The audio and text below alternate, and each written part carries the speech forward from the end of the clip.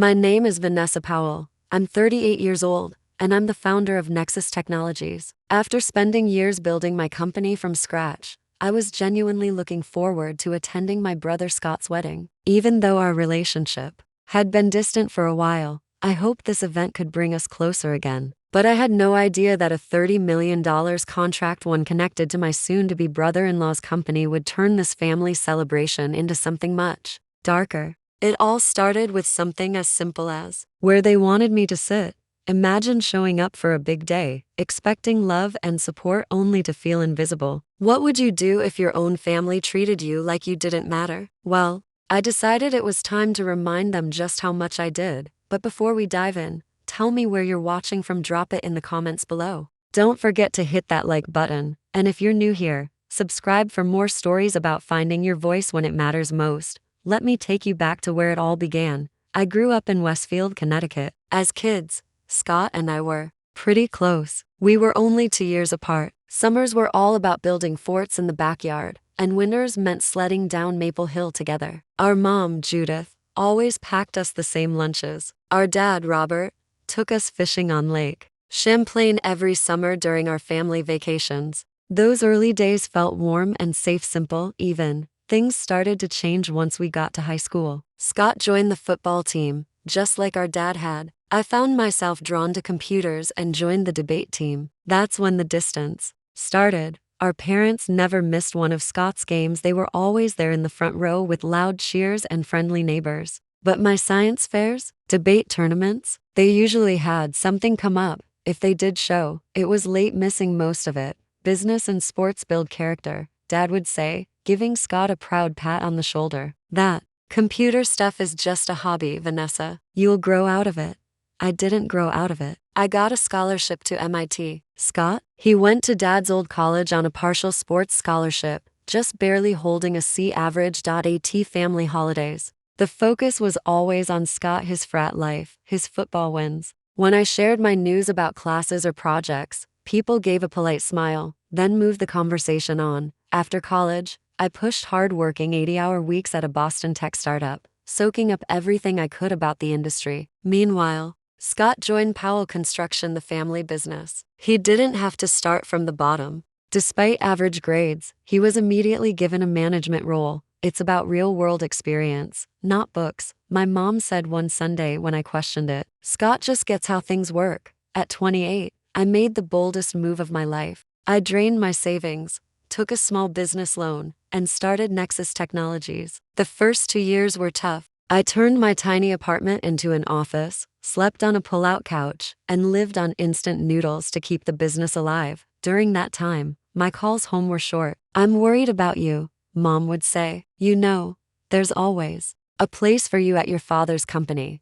They never offered to invest, never asked about my ideas. Deep down, I knew they didn't believe I'd pull it off, but I did. The turning point came when Nexus built a game-changing software for managing supply chains, and suddenly, big companies took notice. I hired a team, moved into a real office, and those investors who once ignored me, now they couldn't call fast enough. Around the same time, Scott met Tiffany Bradford at a charity golf event. Tiffany was the only daughter of Richard Bradford, the billionaire behind Bradford Enterprises, a huge real estate empire. Their romance was quick, flashy, and full of first-class travel, Maldives vacations, weekends, and pie. My parents were over the moon. Richard really likes Scott, my mom told me during one of our monthly phone calls. He's introducing him to all the right people. This could take the family business to the next level. I couldn't help but notice the irony. While my own business success was treated like a side hobby, Scott's relationship was being celebrated as a brilliant business opportunity. Just 6 months into dating, Scott and Tiffany announced their engagement.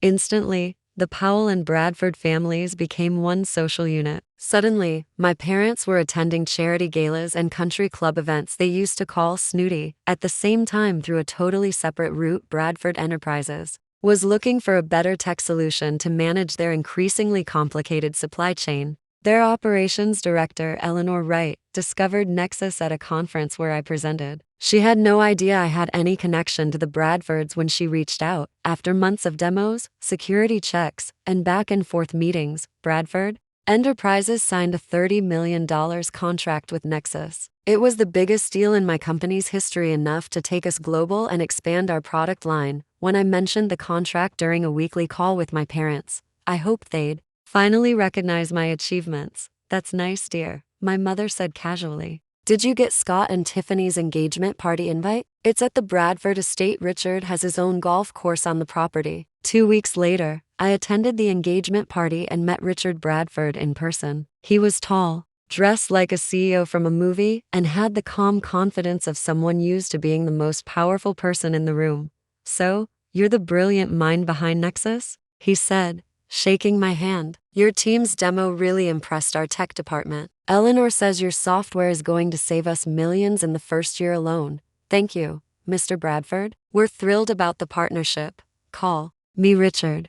He smiled. "We should have dinner soon. I'd love to hear your thoughts on where tech is heading in our field." Before I could reply, my mom appeared at my side, clearly surprised. "You two have met?" she asked, glancing back and forth. "Just now," I said. "Richard was kind enough to compliment our software." "Your software?" Richard raised his eyebrows. "Wait, Powell, you're Scott's sister?" He never mentioned that his sister ran Nexus Technologies. A quiet pause followed. My mom let out a nervous laugh. "Oh, Vanessa's always been our little computer genius," she said, as if explaining a childhood hobby. "Scott, of course, is focused on the construction side like his father." Richard looked puzzled for a moment, then smiled. "Well, I guess genius runs in the family, just in different ways." What a remarkable coincidence. But I knew it wasn't a coincidence. Scott had never told his future father-in-law that his sister was the founder of the very company they signed a $30 million deal with. That was no accident. He left me out on purpose. My success didn't fit the image he'd built of himself as the family's big success story. Still, I kept hoping the wedding might change things. Maybe now, with the Bradford contract signed, I'd finally be seen for who I was, someone who'd worked hard and built something real. I spent weeks picking the perfect outfit, a navy blue dress that felt both strong and elegant. I also decided to bring Marcus Chen, the venture capitalist I'd been dating for 3 months. "You sure you want me there?" Marcus asked over dinner the week before. "From what you've told me, it sounds intense." "That's exactly why I want you there," I admitted. "It'll help having someone by my side who actually sees me for who I am." The night before the wedding, I called Scott, just wanting to share a kind moment before the big day. "Hey, just wanted to say I'm really happy for you," I said when he answered. "And I'm looking forward to tomorrow." "Thanks, sis," he replied, sounding busy. "It's crazy here. Tiffany's on the phone with the planner every 5 minutes, and Richard keeps adding names to the guest list." "Anything I can help with?" I offered. "Nah, it's all handled." He paused. "Oh, about the seating arrangements." "Yes. Nothing, just we had to make some last-minute changes. But it's all good now. See you tomorrow." I hung up with a strange feeling in my chest, but I ignored it. Tomorrow was going to be different. Tomorrow, I would finally be seen. The Bradford estate was massive, 30 acres of perfect gardens, with views of Long Island Sound in the distance. Luxury cars filled the long driveway. Marcus let out a low whistle as we pulled up in my Tesla. "You didn't say it was this fancy," he said, straightening his tie. "I didn't know," I replied. "This is my first time here too." A valet in a sharp uniform opened my door. "Welcome to the Bradford Powell wedding, ma'am." The mansion was Georgian style, with tall columns and symmetrical wings. A string quartet played near an elaborate fountain as guests in expensive clothes sipped champagne. Flowers were everywhere, white roses, orchids, the scent blending with the ocean air. "Vanessa," my mother's voice cut through the garden. She wore a pale pink dress she'd mentioned buying for the event at least 3 times. "You're here. And who's this?" "Mom, this is Marcus Chen." "Marcus." My mother, Judith Powell. Marcus offered a friendly handshake. "Lovely to meet you, Mrs. Powell. You have a beautiful family." "Thank you," she said, giving him a quick once-over before turning to me. "Vanessa, your father's by the bar with Richard and some investors. You should come say hello." She didn't wait for an answer. She simply turned, expecting us to follow. "She seems nice," Marcus whispered playfully. "Just wait," I murmured. My father stood with a group of men in dark suits, laughing at something Richard had just said. He saw me and smiled, though it flickered for a second before settling into place. "There's my girl," he said, giving me a quick side hug. "And who's this young man?" I introduced Marcus again, and then turned to Richard Bradford, who greeted me far more warmly than my own father had. "Vanessa, the woman of the hour," he said. "I was just telling everyone about your software. Only 3 months in, and we're already seeing real results." The men turned toward me with interest. "You're behind the Nexus system?" one of them asked, in a thick southern accent. "Bradford can't stop talking about it, says it's saving him a fortune already." Before I could say anything, my father cleared his throat. "Well, Vanessa's always had a knack for computers," he said, forcing a chuckle. "And it was Scott who introduced her to Richard. You know, always looking out for his little sister." The lie dropped between us like a stone. Richard's eyebrows lifted slightly, but he didn't correct my father. "Actually," I began, but I didn't get the chance to finish. Tiffany Bradford appeared in a blur of white silk, floating toward us like a model on a runway. Her hair was twisted into a flawless updo, sparkling with tiny diamond clips that caught the sunlight like stars. "Vanessa, you came," she said, kissing the air beside each of my cheeks. "And in navy blue, how practical."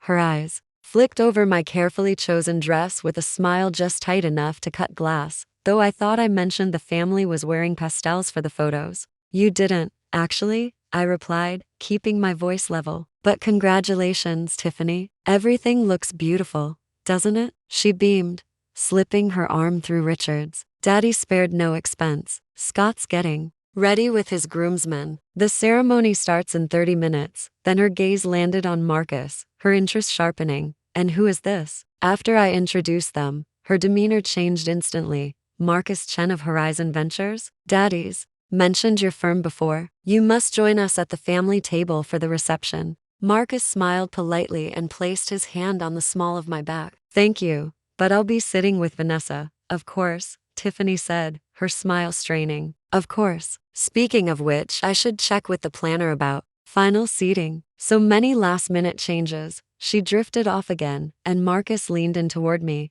"Is it just me?" he whispered, "or did the temperature drop about 20 degrees? The ceremony itself was elaborate but distant, all spectacle, no heart. A famous string quartet played. A celebrity officiant read vows that sounded like they'd been edited by a PR team. Scott looked handsome but uneasy in his tux. He barely met Tiffany's eyes as they recited their promises. Afterward, guests were guided to a giant tent on the lawn for the reception. Crystal chandeliers hung from the ceiling, casting a golden glow over round tables draped in white linen and surrounded by towering arrangements of orchids and roses. "Let's find our seats," I told Marcus, scanning the entrance for a seating chart.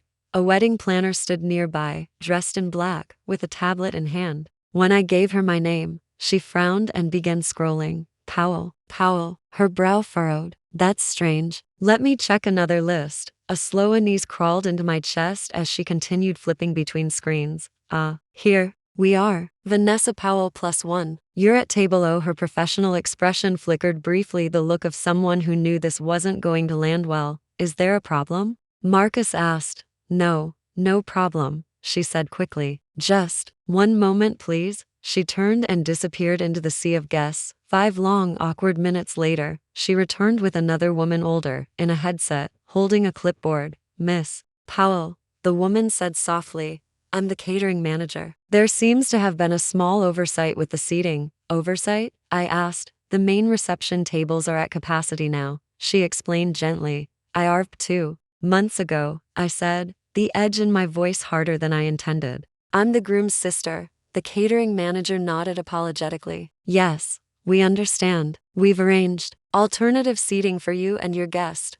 "Alternative seating?" Marcus repeated, his voice cool. "If you'll follow me, please." Instead of leading us into the main reception area, she guided us through a side hallway. With every step, the sounds of laughter and clinking glasses faded behind us. Finally, she opened a door. We were in the kitchen. Staff in crisp uniforms moved briskly, plating hors d'oeuvres and shouting orders over the sizzle of hot pans. In the far corner, a small table had been hastily dressed, with a white tablecloth and 2 folding chairs. "You can't be serious," I said, heat rising to my face. "I do apologize for the inconvenience," the manager said, avoiding my gaze. "The bride made some last-minute changes to accommodate important business associates." "I am a business associate," I replied sharply. Bradford Enterprises just signed a $30 million contract with my company. The manager blinked. I wasn't informed of that. I'm just following instructions. Before she could say more, Tiffany appeared in the doorway, a champagne flute in one hand and satisfaction gleaming in her eyes. Is there a problem? She asked sweetly. Yes,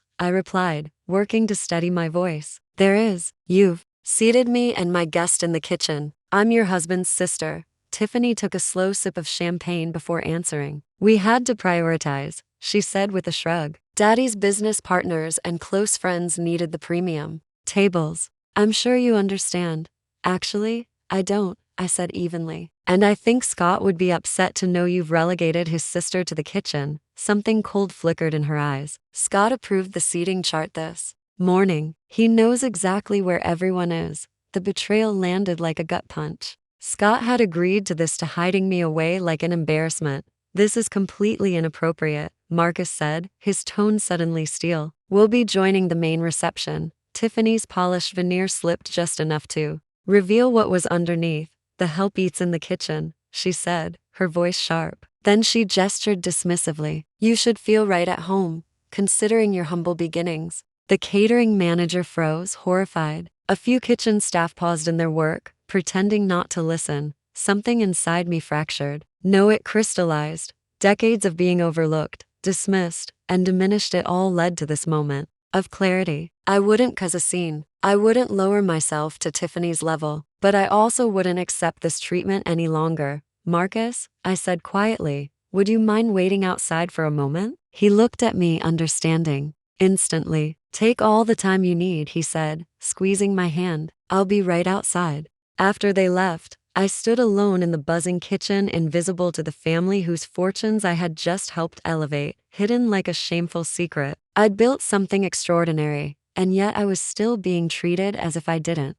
belong. I knew exactly what I needed to do. The women's restroom off the main hallway was mercifully empty. I locked myself in a stall, leaned against the door, and let the tears come. Quiet, restrained, but unstoppable. I covered my mouth to muffle the sound. I didn't want anyone to hear me breaking.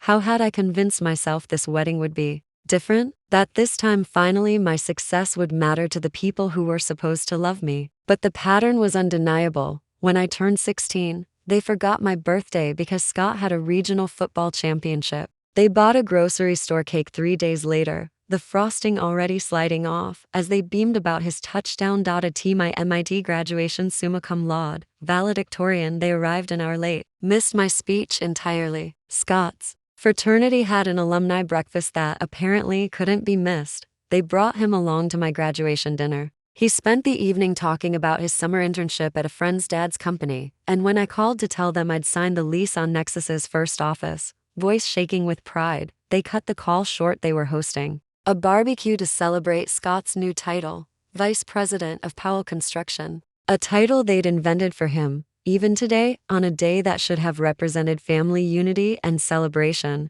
I was being physically hidden away, denied a seat not just at the table, but in their narrative of success, and now, I saw it all clearly. I was never supposed to be the one they were proud of. A gentle knock at the bathroom door startled me. Vanessa? It's Marcus. Are you okay? I wiped my eyes, took a steadying breath, and opened the door. Marcus stood there, concern etched across his face, holding the flutes of champagne. Thought you might need this, he said, offering me one. I took it gratefully and sipped. I'm sorry you're witnessing this family dysfunction. Don't apologize, he said, leaning against the wall beside me. If anything, I'm getting a very illuminating look at what you've been dealing with your entire life. I gave a tired half laugh. And yet, I still came, still hoping for, I don't even know what, acceptance, recognition, just a little basic respect. Those aren't unreasonable things to want, Vanessa, he said gently. I swirled the champagne in my glass, considering. The thing is, I don't actually need their approval anymore. I built Nexus without their support. I have a team that respects me, clients who value what I've created, and friends who see me for who I am. I looked up at him. I have you. You certainly do, he said, his warm smile grounding me. So, what do you want to do? We can leave right now, grab dinner, catch a movie, pretend this whole wedding never happened. Before I could respond, my phone buzzed. I checked the screen. Eleanor Wright, Bradford Enterprises Operations Director. I should take this, I said, straightening. Give me a second. Marcus nodded and stepped away. Eleanor, hi. Everything okay, Vanessa? She asked. Just wanted to confirm our meeting next week about phase 2 implementation and let you know the first payment came through this morning. 30 million, right on schedule. As she continued with technical updates, something shifted inside me. A realization.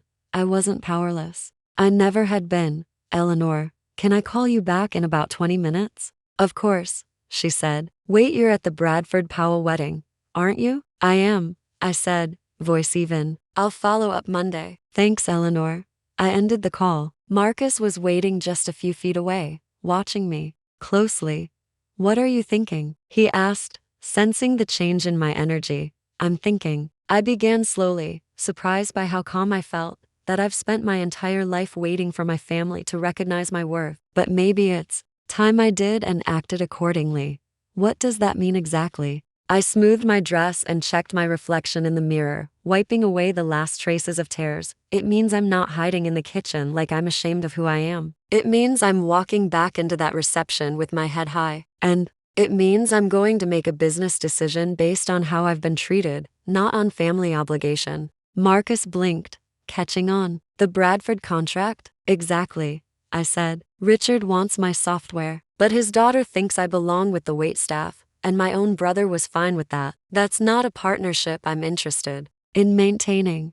Are you sure? It's a $30 million deal. I nodded, the certainty crystal clear now. Yes, it's significant, but Nexus has other major clients. We've diversified. Losing the Bradford account won't break us. And frankly, the message it sends to them and to my team is worth more than the money. Marcus smiled slowly, admiration in his eyes. Then I'm with you. Whatever you decide. We walked together toward the reception, my heels clicking steadily against the polished floors, my thoughts focused, my purpose sharp. For the first time that day, I felt at peace. Not because I was about to retaliate, but because I was finally standing in my own worth. We paused just outside the tent. Inside, Scott and Tiffany moved through the tables, posing for photos, laughing with guests. At the head table, Richard Bradford raised a glass and toast, surrounded by sharply dressed men in tailored suits. That's where I should be sitting, I murmured. Not because I'm Scott's sister, but because I'm the CEO of a company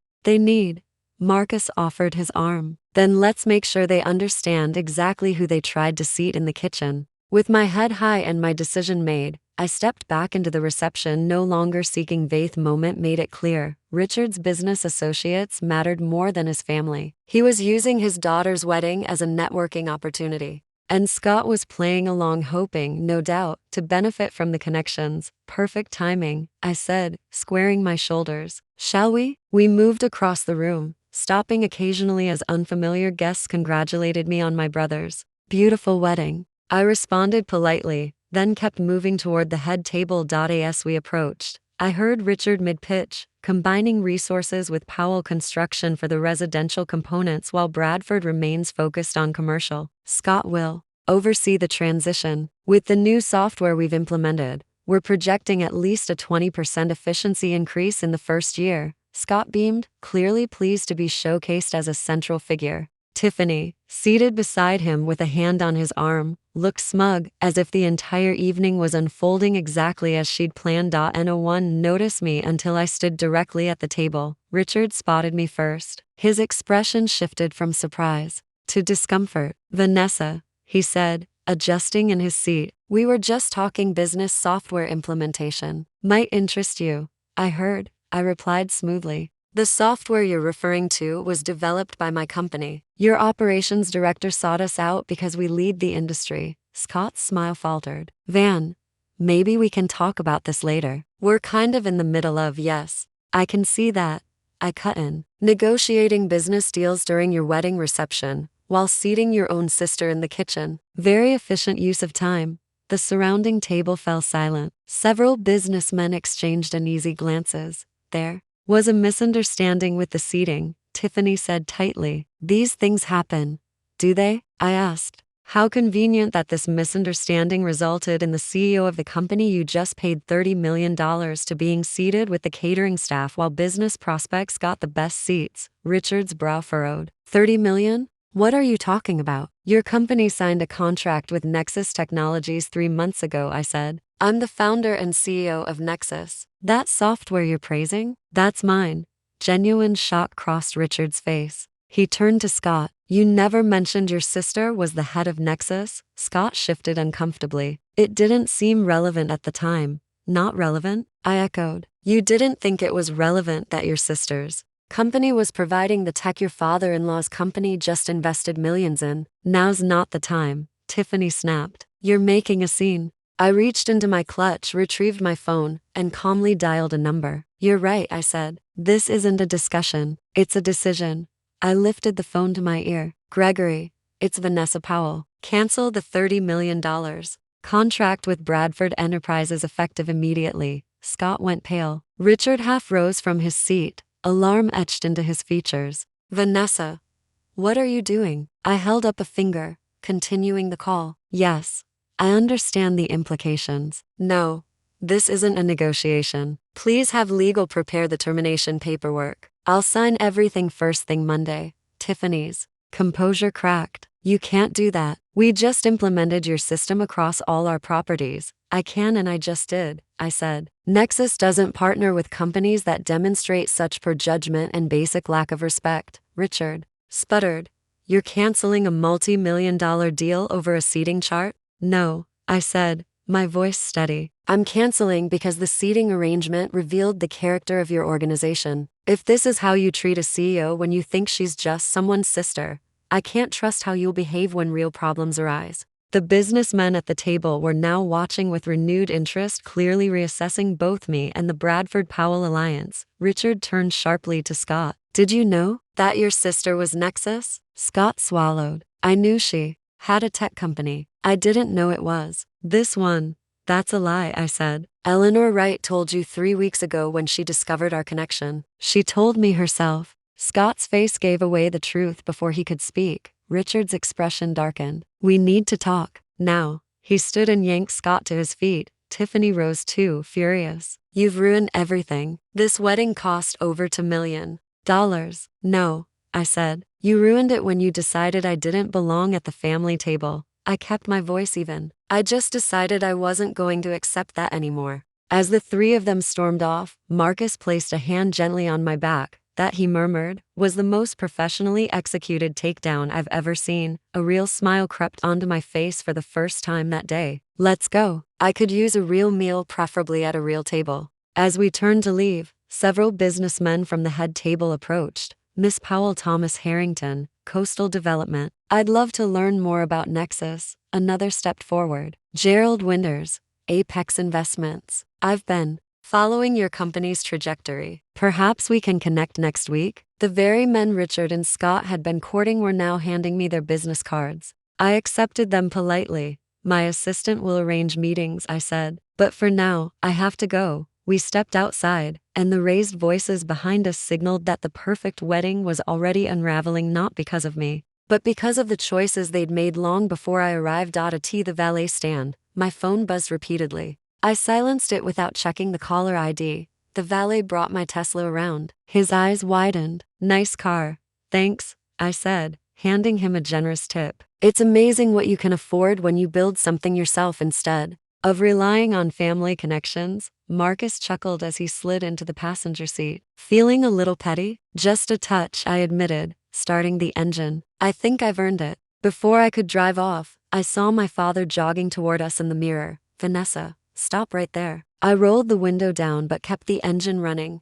Yes, Dad. He reached the car, out of breath. What the hell were you thinking? Richard's furious. Scott's wedding is a disaster. Your mother's in tears, all because you couldn't handle a seating mistake? A mistake? I echoed. They sat me in the kitchen, and Tiffany made sure I knew it was intentional. So, what? You sit where you're told at someone else's wedding. That's basic manners. Instead, you had to make it about you. Marcus leaned forward. Sir, with all due respect, your daughter is the CEO of a company your new in-laws specifically sought out. She deserved better.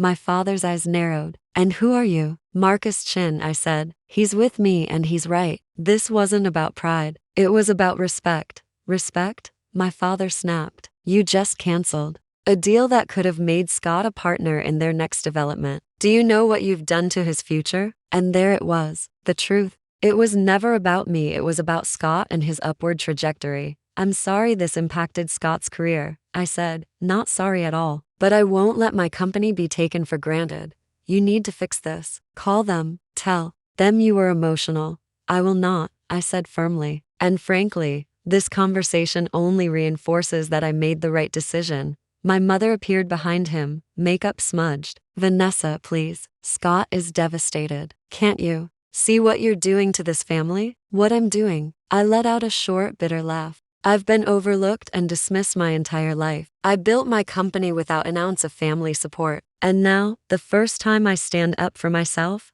I'm destroying the family? That's not fair, she said weakly. We've always been proud of you.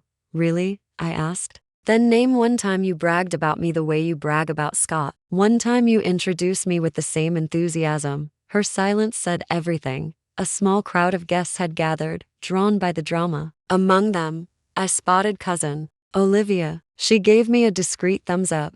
I think we should continue this later, I said, voice calm. When emotions aren't so high, there's nothing to discuss, my father said coldly. You've made your choice. Scott is family. Richard Bradford is family. And today, you chose to stand against both. No, I said quietly. I chose to stand up for myself. Before I could respond, another figure stepped out of the main house. Scott, his face was pale, and his once perfect wedding attire now looked disheveled. Tiffany and Richard Bradford followed several paces behind as he approached the car. Van, what the hell? Scott's voice cracked. Richard's threatening to pull all his business from Powell Construction. Do you know what that would do to Dad's company? I'm sorry, Scott. That was never my intention, but it is the result, he shouted, his composure slipping. You couldn't just sit where you were told for one day. You had to make a scene about your stupid tech company. Marcus sat beside me, tense, but I placed a hand on his arm, a silent signal to let me handle it.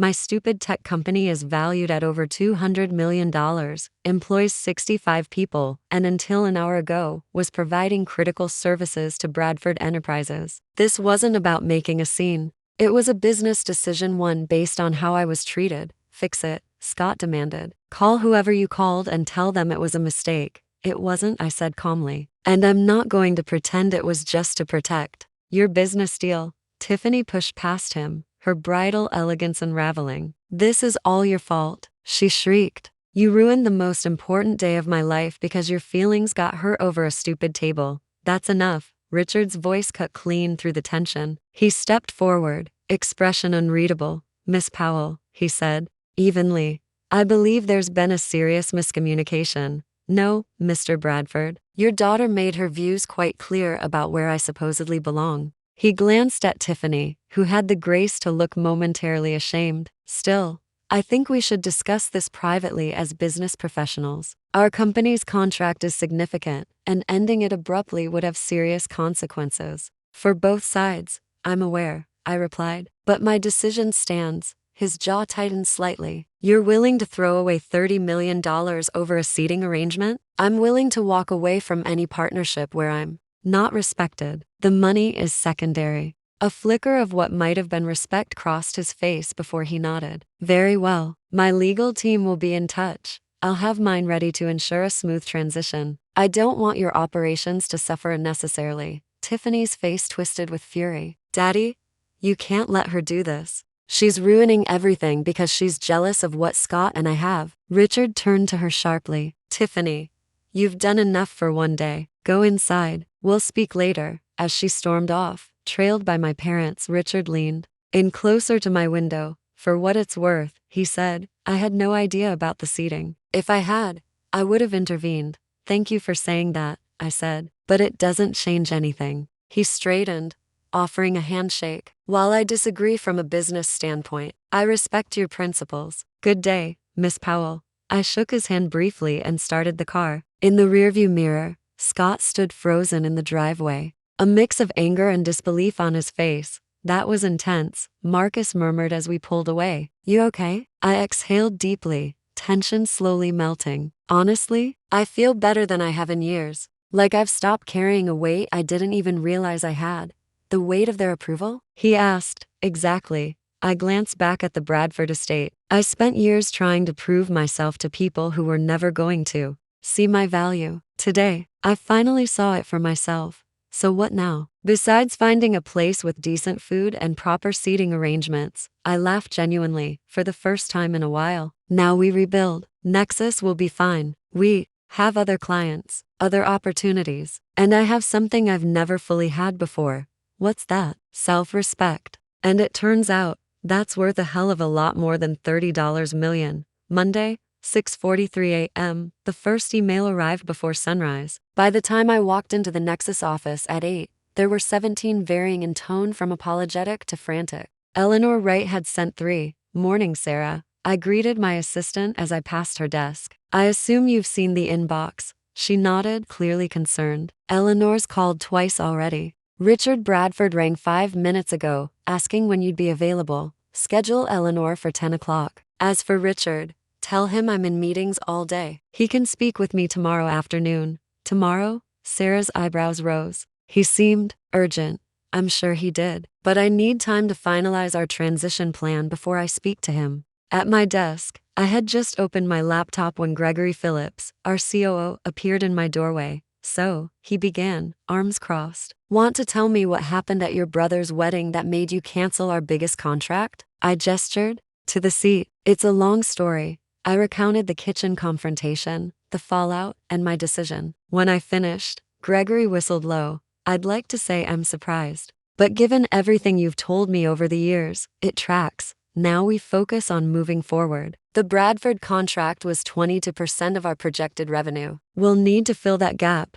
Already on it, he said. Westfield Partners, remember the demo we did last month? They're close to signing. A little incentive might seal it. Do it, I said. Also, let's fast-track the international expansion. The European market's heating up, and we now have the bandwidth. My intercom buzzed. Vanessa, Thomas Harrington from Coastal Development is on line 1. Says it's about a potential contract. I exchanged a surprised glance with Gregory. From the wedding. Stay, I want your input. I hit speaker. Mr. Harrington, this is Vanessa Powell. Miss Powell, thank you for taking my call. I hope I'm not interrupting.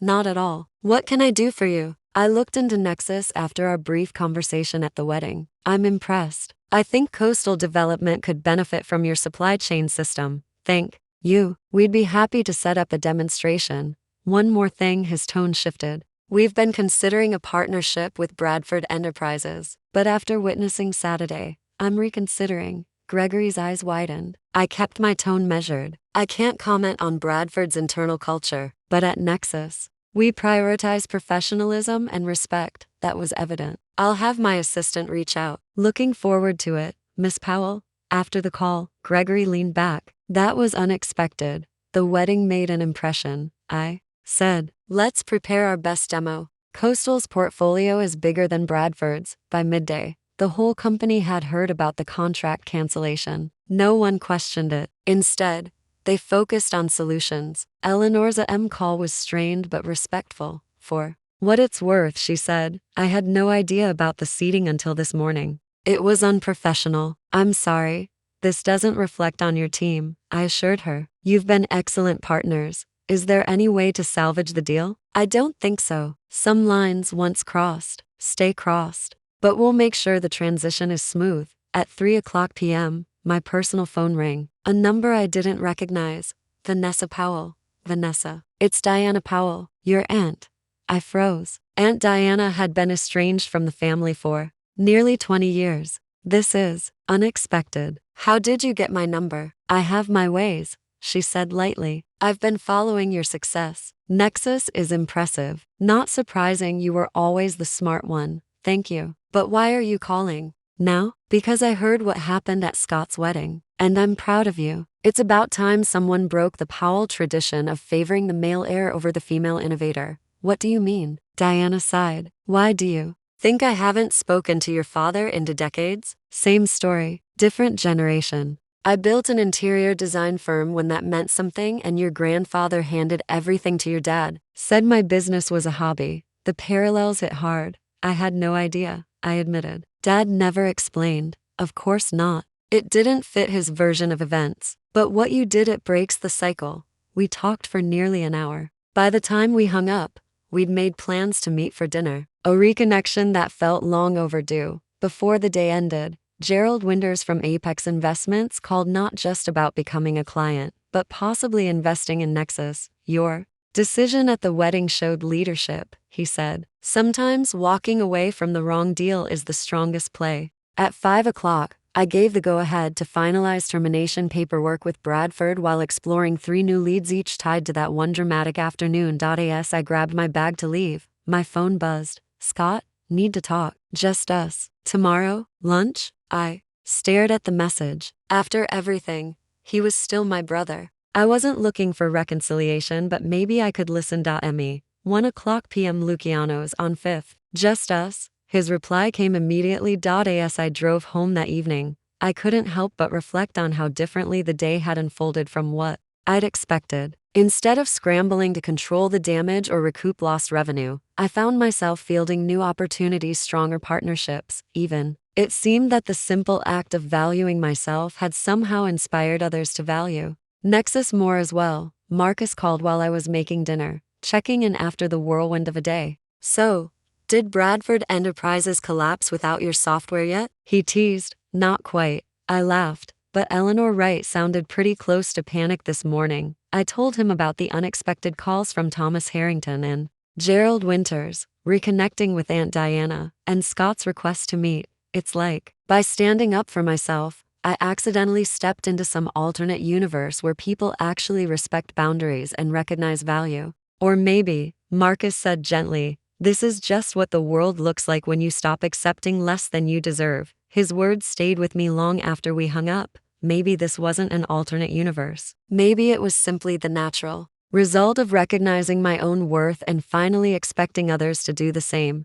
Just before midnight, an email from Richard Bradford landed in my inbox. A formal request for a meeting to discuss a mutually beneficial resolution. I flagged it for consideration but didn't reply right away. Whatever came next would be on my terms, not his. For the first time in my professional life, I felt entirely grounded in my own value. I wasn't seeking validation. I wasn't afraid of disapproval. It was a powerful new kind of certainty, and all of it had been brought into focus by a wedding seating chart. Weeks after the wedding incident, I sat across from Eleanor Wright at a quiet table in Lucho's, the same restaurant where I'd met Scott for our tentative reconciliation. The contrast in atmosphere was striking. That earlier lunch had been tense and emotional. This one was calm, almost friendly. The transition to the new system isn't going well, Eleanor admitted, stirring her coffee. Richard's regretting how everything played out. The replacement software is already 3 weeks behind schedule, and the devs can't seem to replicate some of Nexus's key features. I'm sorry to hear that, I said, and I genuinely meant it. Your team worked hard on the implementation. It's unfortunate they have to start over. Eleanor set her spoon down with intention. That's actually why I wanted to meet in person. Off the record, Richard's too proud to approach you again directly. But there's growing consensus among our leadership that we made a mistake letting Nexus go. I remembered the private meeting with Richard 2 weeks after the wedding. He'd asked for a conversation, presumably to salvage the contract. I agreed, but made it clear I wasn't there to negotiate. Miss Powell, he'd begun, voice walking a line between authority and conciliation. I've reviewed the situation. I believe there's room to find a mutually beneficial path forward. Mr. Bradford, I said, my decision is final. The termination paperwork has already been processed. Perhaps we could discuss a new contract, he suggested, with more favorable terms for Nexus. My technical team informs me that replacing your system has proven more difficult than anticipated. This isn't about terms or conditions, I told him. It's about respect, something that was clearly lacking, not just from your daughter, but from my own brother and, by extension, your entire organization. I choose to work with partners who value what Nexus brings to the table, not ones who seat us in the kitchen. Richard had been quiet for a long moment. I understand your position better than you think, he finally said. I built Bradford Enterprises from one property my father left me. For years, I was dismissed by the industry's elite. I know what it feels like to be seated at the back of the room. Nothing changed until I demanded to be treated differently. Then you understand exactly why I can't continue our relationship. I replied. Sometimes, to keep your integrity intact, you have to walk away. His expression shifted then, businesslike detachment replaced by something closer to respect. Your brother doesn't deserve you, he said unexpectedly. And for what it's worth, my daughter's behavior was inexcusable. I've made that abundantly clear to both of them. That was our last direct communication until now. Back at Lucho's, I returned to the present. What exactly are you suggesting, Eleanor? A complete reset, she said. New contract, new terms, new contacts. Richard is even willing to issue a written apology for what happened at the wedding, acknowledging the unprofessional behavior from Scott and Tiffany. I raised an eyebrow. That's complicated, she admitted. From what I understand, they're having some marital adjustments. Tiffany's been removed from all company matters. That matched what Scott had told me over lunch. Once the initial anger had passed, he admitted the seating chart debacle had exposed fractures in his marriage.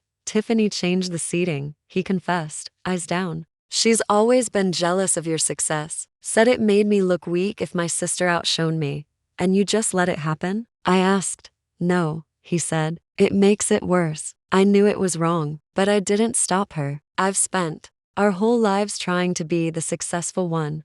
When you started doing really well, it rattled me. It was easier to downplay your wins than face the truth. It wasn't an apology, not really, but it was honest. And maybe that was even more meaningful. Now, as I considered Bradford's offer, I told Eleanor, I'll think about it. Nexus isn't where it was when we first signed with your company. I understand, she nodded, but I hope you'll give it a fair shot. Our teams worked well together on the technical side at least. I promised to give her an answer within the week and walked her to the street. Our parting handshake felt more genuine than anything I'd experienced with Bradford Enterprises before the wedding incident. That night, Marcus and I sat on my balcony overlooking the city, sharing a bottle of wine. So, he asked, are you considering it? I swirled the wine thoughtfully. Financially, it would be good for Nexus. But there's also value in sticking to boundaries once they're set.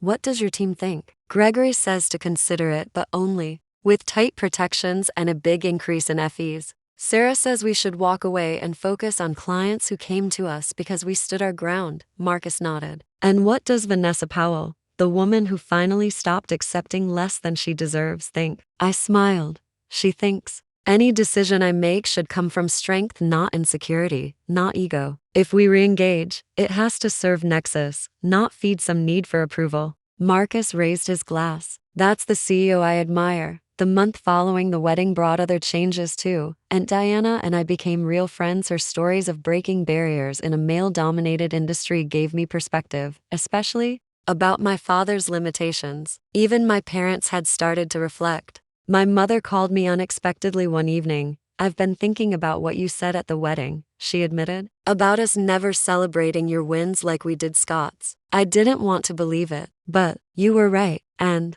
I'm sorry. It didn't fix everything, but it was a beginning. The most profound change, though, happened within me. The wedding didn't just end a contract, it ended the exhausting cycle of chasing approval from people determined not to give it. I stopped measuring myself by Scott's yardstick. I stopped waiting for my parents to catch up. I trusted my own voice. At Nexus, I made faster, bolder decisions. In my relationship with Marcus, I showed up more fully, more authentically. And I launched a mentorship program visible for women in tech who face family or social barriers like mine. 20 women made up the first cohort. Their stories echoed mine in painful, familiar ways. But as I helped them, I found healing too. You know what still amazes me? I said to Marcus one evening as the city lights sparkled below, how one act of standing up for myself created this ripple effect I'm still living in. That's how change happens, he said. It's not always big and loud. Sometimes it's one decision, one boundary, and the pattern breaks. Just then, a text buzzed from Scott. Dad wants to have dinner next week. Just the family. Says he has something important to share. Will you come? I showed Marcus the message. What do you think? I asked. I think you get to set the terms now, he said. If you want to go, go. If not, don't. But either way, you're doing it from strength, not obligation. I typed slowly. I'll be there. And I'm bringing Marcus. He's important to me, and I want him there. Scott replied moments later. Of course. Mom and Dad will be glad to get to know him better. It wasn't perfect, The Bradford situation was unresolved. My family had a long way to go. Scott and Tiffany were navigating a fragile marriage. But I wasn't engaging out of fear or habit anymore. I was choosing with clarity, with power, and on my terms. In the end, this wasn't really a story about a seating chart or a canceled contract. It was about finally realizing that my value isn't defined by where others place me, but by where I choose to stand. What about you? Have you ever had to stand up to family members who didn't see your worth? Or walk away from a place where you weren't valued? Share your story in the comments. And remember, sometimes the hardest boundaries to set are with the people closest to us. But they're also the most transformative. Like this video if it resonated. Subscribe for more stories about reclaiming your power, and share it with someone who might need that reminder today. You deserve a seat at the table, and the courage to walk away if others can't see it.